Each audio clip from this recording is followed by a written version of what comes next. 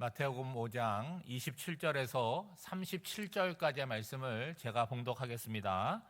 또 간음하지 말라 하였다는 것을 너희가 들었으나 나는 너에게 이르노니 음욕을 품고 여자를 보는 자마다 마음에 이미 간음하였느니라. 만일 내 오른눈이 너로 실족하게 하거든 빼어내 버리라. 내 백체 중 하나가 없어지고 온몸이 지옥에 던져지지 않는 것이 유익하며 또한 만일 내 오른손이 너로 실족하게 하거든 찍어내 버리라. 내 백체 중 하나가 없어지고 온몸이 지옥에 던져지지 않는 것이 유익하니라. 또 일러스되 누구든지 아내를 버리려거든 이혼 증서를 줄 것이라 하였으나 나는 너희에게 이르노니 누구든지 음행한 이유 없이 아내를 버리면 이는 그로 간음하게 함이요 또 누구든지 버림받은 여자에게 장가드는 자도 간음함이니라. 또 옛사람에게 말한 바 헛맹세를 하지 말고 내 맹세한 것을 주께 지키라 하였다는 것을 너희가 들었으나 나는 너에게 이르노니 도무지 맹세하지 말지니 하늘로도 하지 말라 이는 하나님의 보좌임이요 땅으로도 하지 말라 이는 하나님의 발등상임이요 예루살렘으로도 하지 말라 이는 큰 임금의 성임이요 내 머리로도 하지 말라 이는 내가 한터럭도 희고 검게 할 수 없음이라. 오직 너희 말은 옳다 옳다 아니라 아니라 하라. 이에서 지나는 것은 악어로부터 나느니라. 아멘. 우리가 무엇인가를 안다라고 하는 것은 그 수준의 이렇게 높고 낮음의 차이가 있습니다. 예를 들면 우리가 어떤 사람을 안다고 할 때 그 알매 깊이는 다르잖아요. 그 사람이 나를 모르지만 나는 그 사람을 본 적이 있다라고 하는 것을 안다라고 표현하기도 하고, 또 어떤 사람은 안다라고 하는 것은 수십 년의 세월을 함께 보내서 안다라고 표현하기도 합니다. 그런데 안다라는 단어 속에 그런 차이가 있잖아요. 지식도 마찬가지입니다. 무언가를 안다, 그것이 전부가 아니라는 거예요. 우리의 지식이 참된 지식이 되려면 한 3단계의 과정을 거치게 되는데, 첫 번째는 그 개념을 먼저 인식하는 것입니다. 오늘 본문으로 말씀을 드리면 여러분 27절에 보면 어떤 개념이 나옵니까? 간음하지 말라라는 이 계명이 나옵니다. 여러분 이 계명을 우리는 어떻게 알고 있죠? 10계명의 하나구나. 몇 번째 계명이냐면 여러분 7번째 계명입니다. 길지도 않아요. 한번 딱 들으면 간음하지 말라 머릿속에 딱 남아있고, 이거는 옳지 못하다는 걸 알고 있잖아요. 근데 이렇게 아는 것은 시작일 뿐이라고 하는 거죠. 그 다음의 단계는 뭐냐? 이 말씀을, 이 개념을 오늘 내가 어떻게 이해를 하느냐, 그 다음 단계라고 하는 거예요. 어떻게 이해를 하겠습니까? 나는 지금까지 살면서 한 번도 간음한 적이 없다. 사실이잖아요. 그리고 앞으로도 간음할 가능성이 없다. 그리고 또 누구를 생각하냐면, 그런데 왜 우리 사회는 이렇게 간음의 문제, 이런 것들이 많나? 부정한 사회, 나쁜 사람들이 많다라고 생각을 하겠죠. 여러분 이것은 어떻게 이 간음이라고 하는 것을 이해하는 것입니까? 간음을 행위적인 것으로만 이해를 하고 있다는 거예요. 여러분 간음의 의미가 뭡니까? 기혼자가 배우자가 아닌 다른 이성과 성관계를 맺는 것을 우리는 간음이라고 하는 거죠. 그러면 그 개념을 우리가 다르게 이해할 수 있습니까? 우리는 별로 없죠. 근데 오늘 말씀을 보면 예수님께서는 좀 더 깊은 이해를 요구하시죠.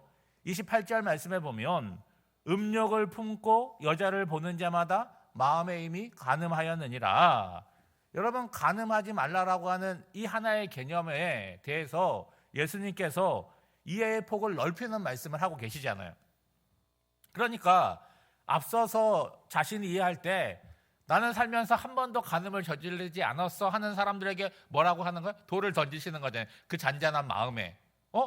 이러면은 내가 정말 안 했나? 나는 간음한 적이 없나? 이런 거에 대한 의구심이 생기게 되는 거죠. 여러분 음욕을 품는다라고 하는 것은 다른 사람이 알 수 없어요. 내 마음속에서 일어나는 것입니다. 근데 그것은 마음의 의도 아니겠습니까? 그러니까 이성을 보는데, 여자를 보는데 하나의 인격으로, 나와 동등한 인격으로 보지 않고 부정한 마음으로, 더러운 마음으로 그 대상을 보는 것을 의미하는 거잖아요. 그러면 마음의 의도가 있어요. 그럼 그 의도가 의도로만 남아있지 않을 거란 말입니다. 그런 것들이 어떤 상황과 환경이 되면 외적인 행위로 드러날 가능성이 있게 된다는 거죠. 처음에는 눈빛으로 나타나게 되고 또 말로도 드러나게 되겠죠. 그러다 보면 과정을 거쳐서 음행으로 드러나게 된다는 거죠. 근데 이거는 음행뿐만이 아니라 탐욕도 마찬가지고 모든 것들이 어디서부터 시작되는 거예요? 마음의 의도로부터 시작이 된다는 거죠. 예수님은 마음의 의도는 죄가 아니다, 그는 겉으로 드러난 것이 아니다라고 주장할 사람들에게 굉장히 무섭게 말씀합니다. 여러분 28절, 29절 말씀해 보면 오른 눈이 실족하게 하면 어떻게 하라는 거예요? 뽑아버리라는 거예요. 오른손이 실족하게 하면 잘라버리라는 거예요. 제가 이 말씀을 보면서 이런 생각이 들었어요. 그렇게 잘라버리고 뽑아버리면 여러분 우리가 뭐 남아있겠습니까? 다 없어져 버리지. 근데 왜 뽑아버리고 왜 잘라버리라는 거예요? 이게 의도와 관련이 있는 거죠. 눈으로 본다는 건 뭐예요? 마음의 의도가 눈으로 나타나는 거잖아요. 그렇죠? 오른 눈은 이렇게 바른 쪽을 얘기하는 거죠. 많이 사용하는 거. 그리고 오른손이라고 하는 거는 그 의도를 뭐 하는 거예요? 실행하는 것을 이야기하잖아요. 그러니까 어느 날 갑자기 내 삶에 문제가나 사건이 일어나는 것이 아니라는 거예요. 눈을 통해서 계속해서 보는데 내 마음의 의도가 어떻게 되는 거예요? 자꾸 커지게 된다는 거예요. 그리고 어떤 상황이 주어지게 될 때 손을 통해서 행위들이 이루어지게 된다는 거죠. 여러분 오른 눈, 오른손 없으면 여러분 얼마나 불편하겠습니까? 그렇지만 그거 없더라도 천국에 가는 게 낫다, 그거 다 붙들고 지옥에 가는 것보다 낫다라는 이야기 하는 거죠. 여러분 사실 마음의 의도라는 것이 오른눈이 없다, 오른손이 없다고 완전히 없어지는 것이 아닙니다. 그러면 이걸 어떻게 이해해야 되는 거냐? 내 마음의 의도, 어떤 생각들, 그런 자잘한 행위들을 간과하지 말라는 거예요. 눈을 뽑아버리는 심정으로, 손을 잘라버리는 심정으로 초기에 대처를 해야 된다. 그래서 구체적인 죄로 발전하지 않도록 마음의 의도에서부터 다스려야 된다라고 얘기하는 거죠. 그게 뭡니까? 지식의 마지막 단계, 내 삶에 구체적으로 적용하는 단계에 이르러야 되는 거죠. 그러니까 개념을 인식하고 내가 그 말이 나에게 준 의미가 무엇인지를 이해하고 그리고 나에게 실제로 적용하게 될 때 그 지식이 참다운 지식이 된다는 거예요. 두 번째는 간음과 관련해서 이혼에 관해서 말씀하고 있습니다. 여러분 2000년 전은요 남성 중심의 사회예요. 여자가 뭔 의견이나 어떤 주장을 할 수 없는 사회입니다. 그 사회 속에서 여자를 위한 배려가 뭐냐? 이혼 증서라는 거예요. 그러니까 이혼 증서를 갖고 있으면 뭐 할 수 있다는 거예요? 합법적으로 재혼을 할 수 있는 거죠. 그런데 여러분 보세요. 이 결혼이라고 하는 거는 그냥 둘이 좋아서 하는 것이 아니라 언제나 하나님 앞에서 약속하는 언약이라고 하는 거예요. 그 언약이 깨어지는 유일한 조건이 뭐라는 거예요? 음행이라고 하는 거죠. 그러니까 결혼은 두 사람이 한 몸을 이루는 거죠, 하나님 앞에서. 그런데 간음을 했다, 그럼 그 언약이 깨지기 때문에 이혼의 조건이 된다는 것이죠. 그런데 당시 이스라엘 사회에서는 여자라는 존재가 있어요. 그러면 이혼을 하게 되면 두 가지 문제가 생기는 거죠. 생계의 문제가 생기는 거예요. 일할 수 있는 사회가 아니니까. 그리고 사회적인 보호가, 울타리가 없어지게 되는 거예요. 그러니까 반드시 재혼을 해야 되는데 음행의 이유가 아닌 것으로 이혼 증서를 써준다라고 한다면 하나님께서 어떻게 인식을 하느냐? 아내를 버렸다라고 인식하는 거예요. 그러니까 그 이혼은 하나님께서 인정하지 않는 이혼이 된다는 거죠. 그럼 어떤 문제가 생기겠습니까? 남자의 입장에서 여자에게 이혼 증서 써줬으니까 나는 합법적이라고 얘기하지만 하나님은 이 언약이 살아있다라고 생각을 하니까 이혼한 여자도 문제가 있고 이혼한 여자가 다시 재혼하는 남자에게도 문제가 있고 그리고 이혼한 그 남자에게도 세 명이 다 어느 범죄에 들어간다는 거예요? 아직 결혼 언약이 깨진 것이 아니니까 간음의 범죄에 들어간다, 그렇게 말씀하고 있는 거죠. 그러면 여러분 2000년이 지난 오늘의 시점에서 이 본문은 절대로 이혼하면 안 된다, 그거를 이야기하는 것이 아니라는 거예요. 여러분 앞서 말씀드리지만 이 본문이 주어지는 당시에는 남성 중심의 사회이고 여자가 권리를 주장할 수가 없었습니다. 그러니까 남자들 입장에서 내가 좀 힘이 있다, 돈이 있다, 뭐가 있다라고 한다면 자기 마음에 들지 않으면 어떻게 하는 거예요? 그냥 이혼 증서 써주고 그냥 버려버리는 문제가 생기는 거죠. 그러니까 오늘날에 있어서 이 본문은 이혼을 하지 말아라, 이혼은 문제다, 그 얘기를 하는 것이 아니라 책임에 대한 이야기를 하는 거잖아요. 남자는 남자로서의 책임, 여자는 여자로서의 책임을 생각하고 거기에 합당한 삶을 살아야 된다는 거죠. 오늘 우리 사회는요, 법적으로 간음이 이제는 뭐 죄가 아닌 것으로 됐잖아요. 그리고 이혼하는 일들도 이게 다양한 이유들이 있잖아요. 그렇죠? 그러니까 오늘 나에게 주어진, 내가 여성이면 여성의 입장에서, 남성이면 남성의 입장에서 나에게 주어진 이 책임을 내가 어떻게 감당하고 있느냐, 그 부분을 다시 한번 생각해 볼 필요가 있겠죠. 그리고 마지막으로 33절부터는 맹세에 대해서 말씀하고 있습니다. 그러니까 구약의 전통으로는 뭐라고 얘기하고 있냐면 헛맹세를 하지 말고 내 맹세한 것을 주께 지키라는 거예요. 이런 맹세라고 하는 건 뭡니까? 일종의 서원 같은 거 아니겠어요? 근데 여러분, 맹세를 할 때, 사람이 맹세를 할 때, 서원을 하게 될 때 과거를 맹세하지 않잖아요. 현재를 맹세하지 않습니다.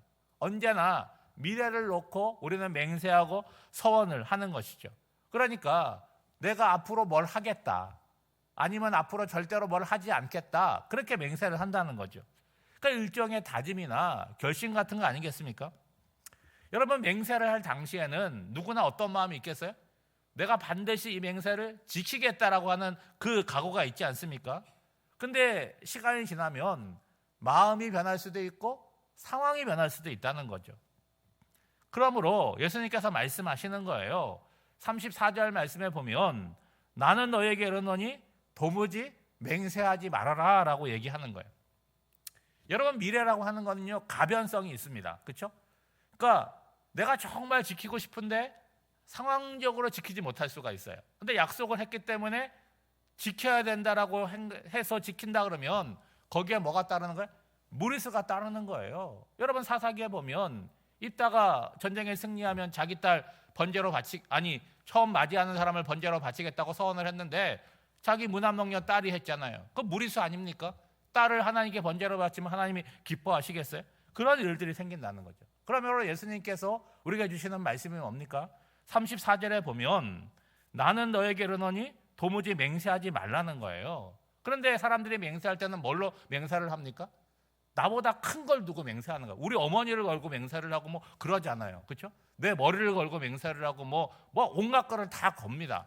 그럼 이스라엘 사회에서 가장 큰 거는 뭐겠습니까? 하나님이시잖아요. 근데 하나님을 두고 맹세를 하면 어떻게 되는 거예요? 안 지키면 벌이 되니까 하나님을 두고 맹세하는 못하고 뭘로 맹세하는 거예요? 하늘을 두고 맹세하고 땅을 두고 맹세하고 성전을 두고 맹세하고 예루살렘을 두고 맹세를 했다는 거예요. 근데 주님께서 뭐라고 말씀하시냐면 야, 하나님 아닌 것이 어디냐, 하늘은 하나님의 보좌고 땅은 하나님의 발등상이다. 그리고 예루살렘은 큰 왕의 성이다. 자기 머리를 두고 맹세하니까 너 생각해봐라.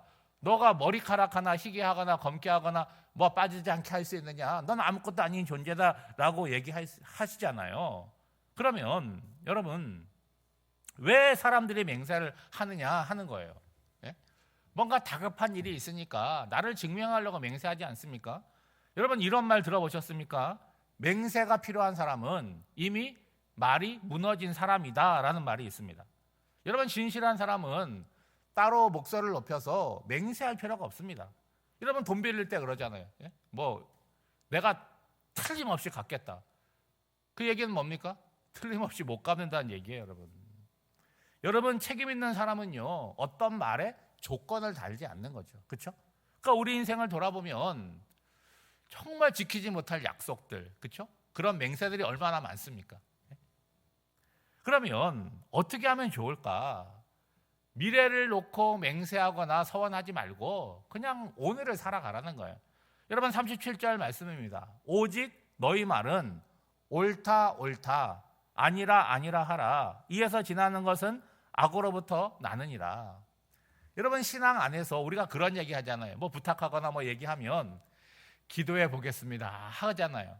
그 말을 우리는 어떻게 이해를 하느냐? 안 하겠다는 거구나, 거절하는 거구나, 그런 의미잖아요. 여러분, 기도해 보겠다 그러면 어떻게 하셔야 돼요? 정말로 기도해 보셔야 되죠. 어떻게 기도해 보셔야 돼요? 하나님의 뜻을 구하고 내가 정말 이 부르심에 이 일에 필요한 것인지를 거기에 마음을 놓고 기도해야 되잖아요. 그리고 내가 하게 된다면 내가 이런 것들에 어려움들이 있고 불편한 것들이 있는데 하나님 이 문제를 해결해 달라고 하는 쪽으로 생각을 해야지 기도해 보겠다 그러고 기도하지 않는다라고 한다면 그 말은 뭡니까? 거짓된 맹세가 될 수 있는 것이죠. 사랑하는 여러분, 신앙이 깊어진다는 건 뭐죠? 말이 단순해지는 거예요. 말 길게 할 거 없습니다. 예수 믿는 사람들 말 잘한다고 하는데 그 말 잘하는 것에 얼만큼의 말이 쓸만한 말이고 얼만큼의 말에 쓸데없는 말인지를 한번 깊이 생각할 필요가 있는 거죠.